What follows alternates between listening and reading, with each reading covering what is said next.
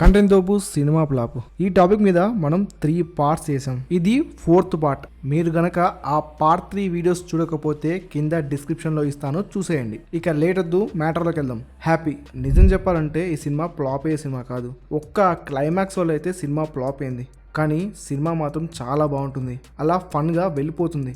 ఆ ఒక్క క్లైమాక్స్ అనేది చేంజ్ చేస్తే మాత్రం ఈ సినిమా చాలా బాగా హిట్ అయ్యేది. లీడర్ పొలిటికల్ కాన్సెప్ట్తో వచ్చిన సినిమా అయితే ఫ్లాప్ అయింది, కానీ సినిమా మాత్రం హిట్ సినిమాకి ఏ మాత్రం తగ్గకుండా ఉంటుంది. ఇదే సినిమాని, ఇదే స్టోరీని కమర్షియల్గా చెప్తే మాత్రం హిట్ అయ్యేది. అందుకు ఎగ్జాంపులే భరతని నేను.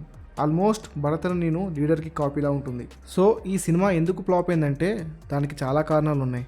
ఒకటి, ఒక కొత్త హీరో నుంచి ఇలాంటి కాన్సెప్ట్ని ఆడియన్స్ ఎక్స్పెక్ట్ చేయకపోవడం. శేఖర్ కమ్లా గారు ఈ సినిమాని చాలా జెన్యున్గా తీశారు. కమర్షియల్ ఎలిమెంట్స్ కన్నా స్టోరీకి ఇంపార్టెన్స్ ఇవ్వడం వల్ల సినిమా అయితే ఫ్లాప్ అయింది. రాజన్న. ఈ సినిమా అయితే ఫ్లాప్ కాదు, యావరేజ్. కానీ సినిమాలో కంటెంట్ అనేది చాలా బాగుంటుంది. ఎందుకో ఈ సినిమాకి రావాల్సిన అప్రిసియేషన్ రాలేదనిపించింది. డైరెక్టర్ విజేంద్ర ప్రసాద్ గారు ఇలాంటి సబ్జెక్ట్ని ఎలా డైరెక్ట్ చేయాలో అలా డైరెక్ట్ చేశారు. పర్టికులర్లీ ఆ సాంగ్స్ ఉంటాయి భయ్య, సినిమా సిచ్యువేషన్స్కి కరెక్ట్గా ఉంటాయి. ఎక్కడ మిస్ఫైర్ అయిందో తెలియదు, కానీ మంచి సబ్జెక్ట్ అయితే పెద్దగా ఆడలేదు. Bluff master. ఈ సినిమా రిలీజ్ అయినప్పుడు అయితే పెద్దగా ఎవరు చూడలేదు. లాక్డౌన్ టైంలో చాలామంది సినిమా చూశారు. చూసిన తర్వాత వాళ్ళ రియాక్షన్, సినిమా బాగానే ఉంది కదా, థియేటర్లో దీన్ని ఎలా మిస్ చేశామని. మెయిన్ థింగ్, మనకు అలా అనిపించడానికి మెయిన్ రీజన్ సత్యదేవ్ పర్ఫార్మెన్స్. ఈ సినిమా ఎందుకు ఆడలేదబ్బా అంటే దానికి మెయిన్ రీజన్, సినిమా రిలీజ్ అయినప్పుడు ఎవరికి తెలియదు ఈ సినిమా వచ్చిందని కూడా.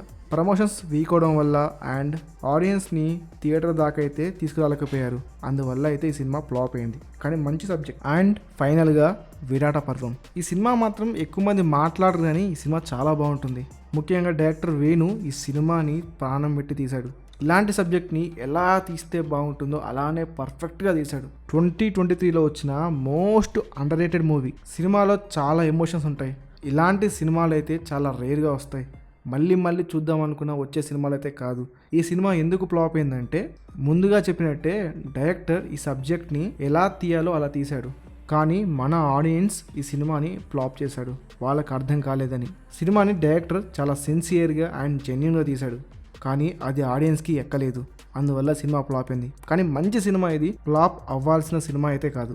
ఇదే సినిమా మలయాళంలో కానీ వేరే ఇండస్ట్రీలో వస్తే మాత్రం సినిమా అది ఇది తోపు అనేవాళ్ళు, కానీ మన దగ్గర రావడంతో ఫ్లాప్ చేశారు. ఇంతే ఈ వీడియో నచ్చితే లైక్ చేయండి.